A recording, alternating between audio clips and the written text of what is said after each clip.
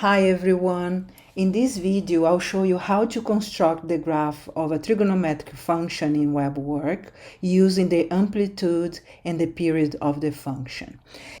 Here is one example of how to manipulate the points in the graph to sketch the shape of the trigonometric function.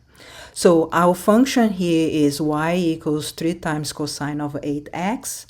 The goal is to move this point corresponding to the period. So we're going to locate the corresponding value of the period and place the point in that particular position. Also, we must identify what's the amplitude of the trigonometric function and move the corresponding point to the position that is the value of the amplitude. First, let's determine what is the amplitude and the period of the given function. So our function is y equals 3 cosine of 8x. Amplitude is how much the function sways from its initial position, which is the center line of the graph.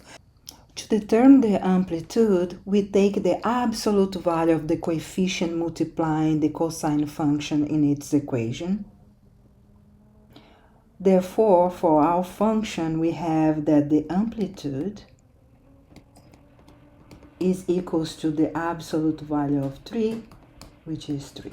The period of a trigonometric function is the length of one complete cycle of the function.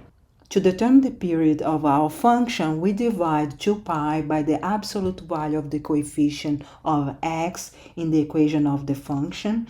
Therefore, the period for us, the period of the function y equals 3 times cosine of 8x depends on the coefficient of x. So we take 2 pi and divide it by 8.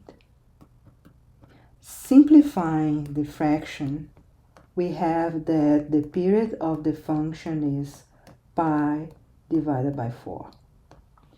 So now that we know that the amplitude is 3 and the period of the function is pi over 4, we can go back to the applet and then move the points to the corresponding positions of the values we have. So to change the shape of this graph, we're going to move the point corresponding to the amplitude to position 3. And the point corresponding to the period to position pi over 4, which is the period of the given function. Right here we have pi over 2, so half of that distance, which is this, corresponding to pi over 4. So now we're going to submit to the system, and voila, this is the correct answer.